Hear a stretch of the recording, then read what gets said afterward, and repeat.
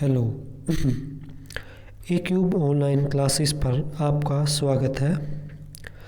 आज हम आपको एक नए एग्ज़ाम के बारे में इंफॉर्मेशन देंगे जिसका नाम है NMMSS यानी national means cum merit scholarship scheme NMMS की परीक्षा। अब हम बात करते हैं कि NMMS की परीक्षा को कौन आयोजित करवाता है। NMMS की परीक्षा हर राज्य में SCERT के द्वारा आयोजित करवाई जाती है। जैसे हरियाणा SCERT जो कि गुरुग्राम में है, इसके द्वारा जो है NMMS की परीक्षा आयोजित करवाई जाती है। अब सवाल यह है कि इस परीक्षा में कौन बैठ सकता है। जो विद्यार्थी कक्षा 8 में गवर्नमेंट या गवर्नमेंट एडेड स्कूल में पढ़ रहे हैं और साथ ही जिन्होंने 7th भी कक्षा 7 भी गवर्नमेंट या गवर्नमेंट एडेड स्कूल से पास की है, वे विद्यार्थी इस परीक्षा में भाग ले सकते हैं। मीन्स ऐसा बिल्कुल भी नहीं है कि जिन्होंने 7th तो प्राइवेट या किसी अन्य विद्यालय से पास की हो और वो 8th में गवर्नमेंट स्कूल में पढ़ता हो। नहीं, जो 7th है वो भी गवर्नमेंट या गवर्नमेंट एडेड स्कूल से पास की हो और 8th में भी जो है गवर्नमेंट या गवर्नमेंट एडेड स्कूल में जो है वो पढ़ रहा हो। अब जो विद्यार्थी इस एग्ज़ाम को पास करते हैं यानी मेरिट लिस्ट में आते हैं, उन विद्यार्थियों को कक्षा जो है 9 से 12 तक सरकार हर महीने 1000 रुपये की स्कॉलरशिप प्रदान करती है। यानी एक साल में आपको 12,000 रुपये देती है कक्षा 12 तक और 4 साल के आपके हो गए 48,000 यानी 48,000। अब जो है इस प्रोस्पेक्टस के बारे में बात कर लेते हैं। अब हर साल इस एग्ज़ाम की जो डेट है वो फिक्स होती है 19 नवंबर या 18 नवंबर 2023। 19 नवंबर जैसे 2023 को अब की बार ये जो है परीक्षा आपकी विभिन्न स्थानों पर आयोजित करवाई गई थी 19 नवंबर 2023 को। अब NMMS के लिए जो परीक्षा होती है उसमें कौन कौन से क्या सब्जेक्ट आता है और किस प्रकार के प्रश्न पूछे जाते हैं। उसमें आपका 2 सेक्शन होते हैं। एक को बोलते हैं मेंटल एबिलिटी टेस्ट यानी मैट बोलते हैं। उसमें आपका क्या आता है, रीजनिंग आती है। इस रीजनिंग के 90 क्वेश्चन होते हैं और प्रत्येक जो क्वेश्चन है वो आपका 1-1 अंक का होता है और सभी प्रश्न करने होते हैं, मतलब सभी प्रश्न आपके अनिवार्य होते हैं। अब जो दूसरा भाग होता है उसको बोलते हैं स्कोलेटिक्स एप्टीट्यूड टेस्ट, अब यानी सेट। इस सेट की परीक्षा में क्या होता है, आपको 3 विषय आते हैं इसके अंदर। सेट में सबसे पहला जो विषय है उसका नाम है यानी साइंस, विज्ञान, मैथ और आपका सोशल साइंस। साइंस के आपके पास 35 क्वेश्चंस पूछे जाते हैं। इसी प्रकार से जो आपका मैथ है उसके 20 क्वेश्चन पूछे जाते हैं और SS के भी आपके 30 क्वेश्चन पूछे जाते हैं। यानी तीनों को मिला करके आपका ये भी आपके 90 क्वेश्चन हो गए और 90 क्वेश्चंस मतलब ये हो गए 90 ऊपर वाले थे आपका, यानी टोटल जो ये है परीक्षा आपकी 180 मार्क्स की होती है। अब इसके लिए कितने अंक ज़रूरी होते हैं और कैसे होता है इसके बारे में बात करेंगे। जैसे इसके लिए आपको 90 जो अंक हैं और 90 ही आपको मिनट मिलती है और आपको अगर आप जनरल कैटेगरी से संबंध रखते हैं यानी जनरल हरियाणा जनरल कैटेगरी से संबंध रखते हैं तो आपको 36 मार्क्स लेने यानी 36 मार्क्स लेने अनिवार्य हो जाते हैं। 36 मार्क्स मतलब पास करने ज़रूरी होते हैं। इसी प्रकार से जो सेट एग्ज़ाम है उसमें भी आपका 90 मिनट होती हैं और 90 ही क्वेश्चन होते हैं। उसमें भी आपको 36 क्वेश्चन करने होते हैं, मतलब 36 मार्क्स तो लेने ही होते हैं। यानी मैं ऐसा कह सकता हूँ जो टोटल 180 मार्क्स थे उसमें से आपको अगर आप जनरल कैटेगरी में हो तो आपको 72 मार्क्स लेने अनिवार्य हैं। मतलब अगर आपके 71 रह जाते हैं और बाकी सारे आपसे पीछे रह जाते हैं, आप बेशक पहले नंबर पे हो, लेकिन अगर आपको ये कट ऑफ क्लियर नहीं हुई मतलब 72 मार्क्स आपके क्लियर नहीं हुए तो आपका एग्ज़ाम पास बिल्कुल भी नहीं होगा। यानी मिनिमम मार्क्स जो है दोनों में 90 में से 36 लेने अनिवार्य है। अब हमारे पास अगर वो कैटेगरी है आपके पास OBC SC या फिर फिजिकली हैंडीकैप है तो उसके लिए जो 29 मार्क्स यानी दोनों में 29 दूनी आपका ये लगाइए कि 58 नंबर जो है लेने जो है ज़रूरी हो जाते हैं। अब इसके बाद में हमारे पास जो है, अब बात करते हैं पाठ्यक्रम के बारे में कि भाई इसमें क्या क्या होगा। मतलब मैंने ये तो बता दिया कि इसमें जो पहला पोर्शन है वो आपका जो है, फर्स्ट पोर्शन जो है वो आपका रीजनिंग और रीजनिंग आती है। सेकंड पोर्शन में जो है साइंस, SS और मैथ से संबंधित सवाल पूछे जाते हैं। अब इस परीक्षा के लिए इसमें लिख रखा कि इस परीक्षा के लिए कोई सीमित पाठ्यक्रम नहीं है, यद्यपि प्रश्नों का स्तर 8वीं कक्षा में होने वाले हरियाणा बोर्ड के एग्ज़ाम या फिर CBSE के एग्ज़ाम के अनुरूप होगा। यानी आप ऐसा कह सकते हैं कि जो हरियाणा लेवल के जो एग्ज़ाम होते हैं 8th तक के और या CBSE तक के, उसके अनुरूप इसका पाठ्यक्रम होगा। यानी आप रीजनिंग से लगा करके चलिए, एक एग्जांपल मोटे तौर से दे रहे हैं हम। रीजनिंग के अंदर क्या होगा, जो आपकी हरियाणा SSC में रीजनिंग आती है या SSC में रीजनिंग आती है, जैसे क्यूब, डाइस और इसी प्रकार से कैलेंडर, क्लॉक और आपका डिसीजन मेकिंग होता है, ब्लड रिलेशन है, तो इस टाइप के जो टॉपिक हैं वो आपके 90 मार्क्स में इंक्लूड होते हैं।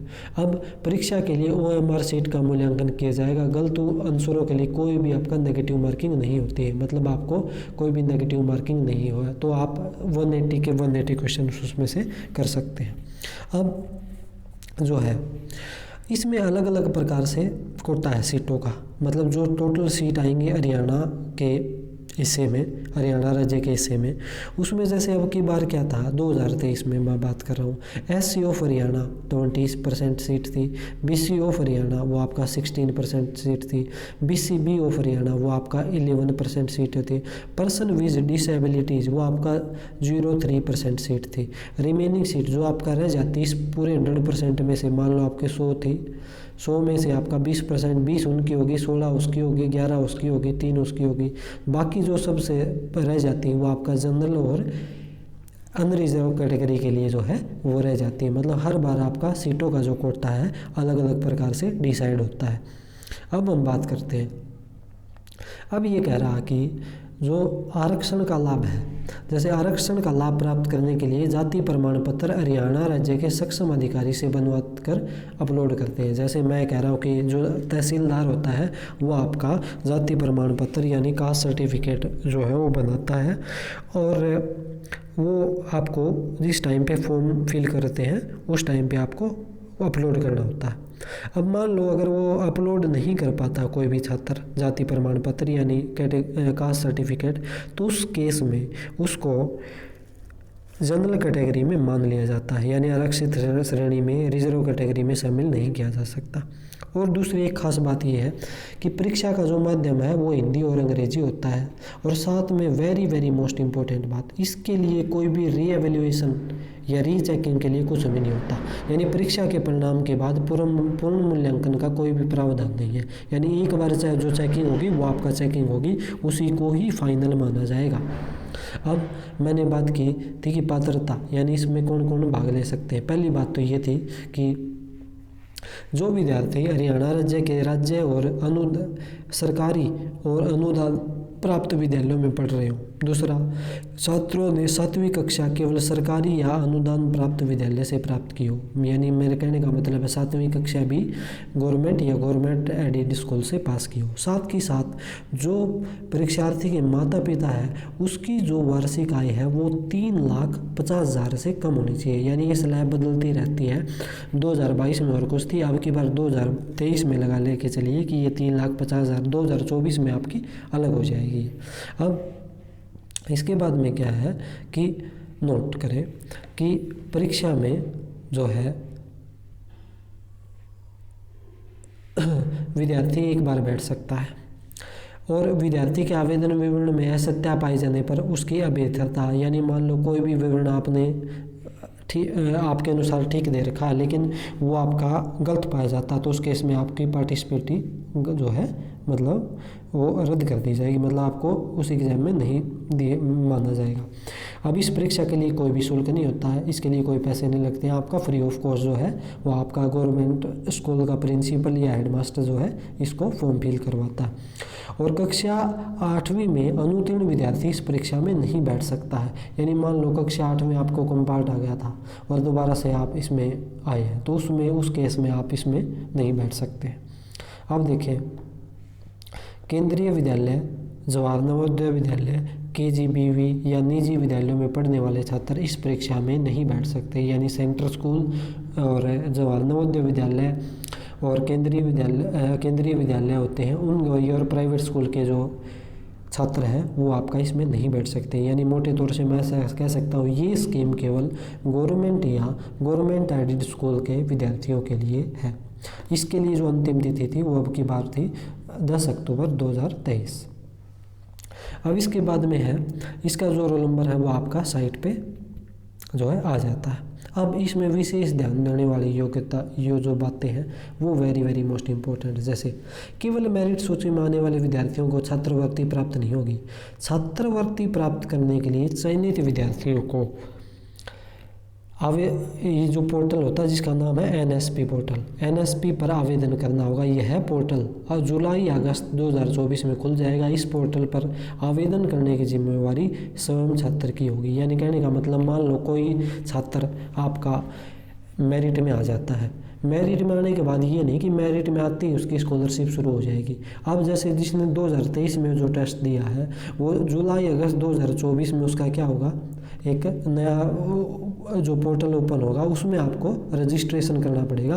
फिर उसके बाद में आपको जो है NMMS की स्कॉलरशिप शुरू होगी। सेकेंड स्टेप, जो विद्यार्थी NMMSS की परीक्षा में मेरिट लिस्ट में आ जाता है उसकी कुल आय का प्रमाण पत्र यानी इनकम सर्टिफिकेट तहसीलदार से अटेस्टेड करवा के वो क्या करेगा, जिला शिक्षा अधिकारी यानी DEO को सबमिट करवाना पड़ता है, जिला शिक्षा अधिकारी को सबमिट करवाता है।